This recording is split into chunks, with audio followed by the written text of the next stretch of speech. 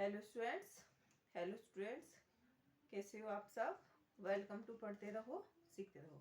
तो बच्चों, कल हमने क्या किया था, महावीर स्वामी की जन्म और उनके बारे में जो उनका जो जीवन परिचय है वो हमने क्या किया था, कल रीड आउट किया था। ठीक है, तो उनका जन्म कब हुआ था, 599 ईसा पूर्व। और कब, कहाँ पर हुआ था, कुंडग्राम वैशाली में। और वैशाली क्या है, वज्जी संघ की क्या है, राजधानी है। ठीक है, और जो उनके फादर थे, मतलब उनके जो पिता थे, उनका नाम क्या था, सिद्धार्थ था। वो वज्जी संघ के ज्ञात्रक कुल के क्या थे, प्रधान थे। और उनकी माता का नाम त्रिशला था। और पत्नी उनकी, जो उनकी वाइफ थी, वो कौन थी, यशोदा। एंड जो उनकी बेटी डॉटर थी वो प्रिय दर्शना थी। ठीक है, दामाद उनका जामाली था। और गृह त्याग, मतलब घर को कब त्याग किया था उन्होंने, 30 साल की आयु में घर को त्याग दिया था। ठीक है, और उनकी शिष्य का नाम क्या था, मखली पुत्र गोशाल था। ठीक है, वो बाद में क्या बना, आजीविक संप्रदाय का भी क्या बना, संस्थापक बना। ठीक है, और ज्ञान प्राप्ति को क्या बोलते हैं, कैवल्य बोलते हैं। फिर 12 साल में हो गया था उनको। ठीक है, 12 साल तक उन्होंने क्या की थी, तपस्या की थी। ठीक है, और उनकी मृत्यु कब हुई थी, मृत्यु हो गई थी, निर्वाण प्राप्ति कहाँ हुई थी उन्हें, पावापुरी में। ठीक है, फिर इसके बाद क्या है नेक्स्ट, इसमें संघ, मतलब संघ क्या था, इन दोनों धर्मों में माना गया है कि अगर किसी को ज्ञान की प्राप्ति करनी है तो उसे क्या करना पड़ेगा, सच्चे ज्ञान की प्राप्ति के लिए घर का त्याग करना पड़ेगा। ठीक है, और ऐसे मतलब जो लोग घर को त्याग करेंगे, अब उन्हें कहीं ना कहीं तो रहना पड़ेगा। तो ठीक है, उस चीज के लिए क्या बोला उन्होंने कि वो लोग कहाँ रहेंगे, संघ में रहेंगे। ठीक है, संघ नाम। और ये क्या है, ये दोनों धर्मों में, जैन में भी है और बौद्ध धर्म में भी क्या बताया गया है, संघ। ये दोनों में ही है। ठीक है, कॉमन चीज है ये इन दोनों में। ठीक है, और उन लोगों को क्या कहा गया, बौद्ध, जो बौद्ध भिक्षु थे, वो मतलब बौद्ध भिक्षुओं में इनके लिए क्या क्या क्या क्या किया गया, नियम भी बनाए गए। और उन नियमों का संकलन किसमें किया गया है, विनय पिटक में। ठीक है, बौद्ध धर्म से संबंधित है, किससे, विनय पिटक। इसमें क्या है, इसमें बताया गया है कि जो महिलाएं वो अलग जगह पे रहेगी और जो पुरुष है वो क्या रहेंगे, अलग जगह पे रहेंगे। ठीक है, और किससे रिलेटेड है ये, बौद्ध धर्म से। किससे, विनय पिटक किसका ग्रंथ है, बौद्ध धर्म का। किसका है, बौद्ध धर्म का ग्रंथ है ये, एक तरफ से देखा जाए तो। फिर इसके बाद क्या है कि संघ में वैसे सभी लोगों को क्या थी, अनुमति थी कि सब लोग उसमें आ सकते हैं। ठीक है, लेकिन क्या था, हालांकि संघ में प्रवेश के लिए अगर कोई बच्चा आना चाहता है तो उसे अपने पेरेंट्स से क्या लेनी पड़ती थी, परमिशन लेनी पड़ती थी। ठीक है, और कोई महिला आना चाहती थी तो महिला को क्या चाहिए था कि वो अपने हस्बैंड से क्या लेके आए, परमिशन लेकर आए। ठीक है, और इसके साथ साथ अगर कोई मतलब कोई स्वामी है, मतलब कोई दास है, दास को अपने स्वामी से परमिशन लेनी पड़ती थी। और जो राजा के यहाँ काम करते थे उसे, उन्हें कहा किससे परमिशन लेनी पड़ती थी, राजा से क्या लेनी पड़ती थी, परमिशन लेनी पड़ती थी।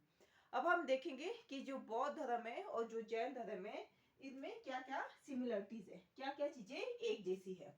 तो बौद्ध धर्म और इसमें क्या क्या सिमिलरिटीज है, सबसे पहली बात क्या सिमिलर है कि दोनों के जो संस्थापक थे ना, वो कौन थे, वो क्षत्रिय कुल के थे। कौन थे, क्षत्रिय कुल के थे दोनों संस्थापक। ठीक है, और दोनों में क्या क्या सिमिलरिटी है, दूसरी सिमिलरिटी है कि जो वैदिक ग्रंथ है ना, उनके प्रति क्या है, कोई आस्था नहीं है। वैदिक ग्रंथ में क्या कोई भी क्या नहीं है, आस्था नहीं है।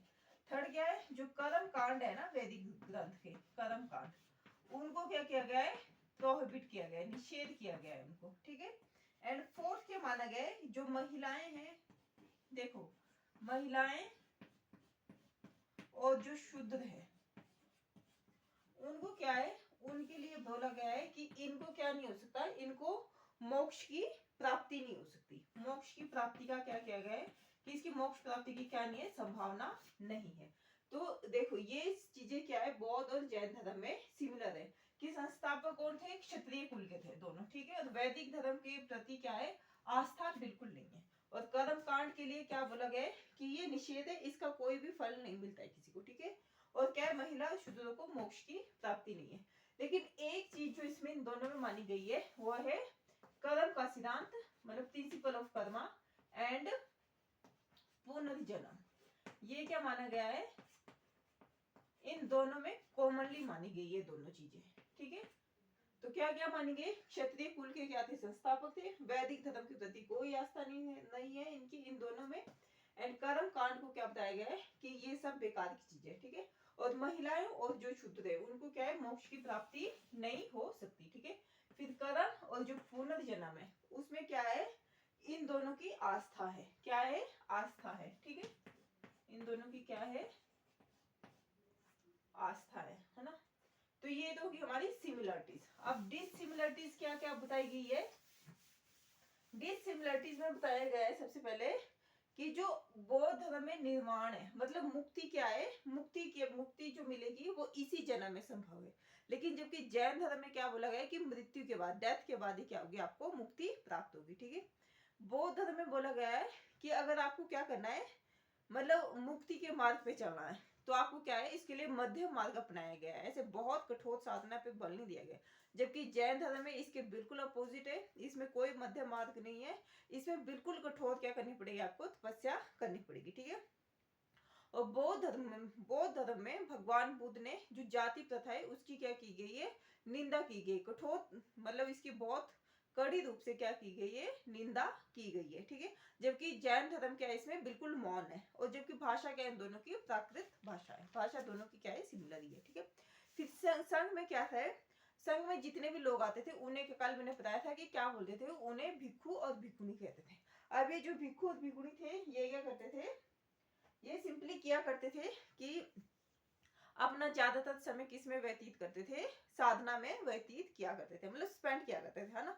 तो क्या कहा महावीर स्वामी ने, बहुत स्ट्रिक्ट इसके लिए रूल निकाले थे कि जो जितने भी जेंट्स है ना, वो अगर मुक्ति चाहते हैं अपनी, तो उन्हें क्या करना पड़ेगा, अपने वस्त्रों का या कपड़ों का भी क्या करना पड़ेगा, त्याग करना पड़ेगा, ठीक है।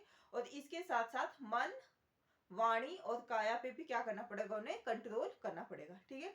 और संघ में, चाहे वो बौद्ध धर्म का संघ हो चाहे जैन धर्म का संघ हो, उनमें क्या हुआ कि जितने भी लोगों ने इन दोनों इसमें संघ में एंट्री ली, उनकी आइडेंटिटी क्या होगी, एक होगी। जिन्होंने बौद्ध धर्म में एंट्री ली उनको क्या बोला गया कि ये क्या हो गए, सब बौद्ध ही हो गए, सब के सब, ठीक है। उसमें किसी भी प्रकार का कोई क्या नहीं रही, इंडिविजुअलिटी नहीं रही, मतलब क्या नहीं रहा, डिफरेंस नहीं रहा, सिंपल सी बोलने की बात है। तो सबसे पहले ना तो कास्ट के बेस पे, ना किसी कुल के, ना संपत्ति, ना किसी और प्रकार की क्या नहीं रही, डिफरेंस नहीं माना गया है, ठीक है। और जितने भी लोगों ने वहां मतलब प्रवेश लिया, एंट्री ली, उनकी क्या होगी, मतलब जो असमानता थी वो सब क्या होगी, खत्म होगी। चाहे वो बौद्ध धर्म की हो, चाहे वो किसमें हो, जैन धर्म की हो, ठीक है। और संघ में क्या करते थे लोग, जब संघ में सब लोग एक साथ रहते थे तो क्या हो जाता था, कभी कभी विवाद भी हो जाता था, कभी कभी आपस में जो झगड़े होते थे वो क्या करते थे, आपस में बैठ के उन्हें क्या कर लिया करते थे, निपटा देते थे, ठीक है।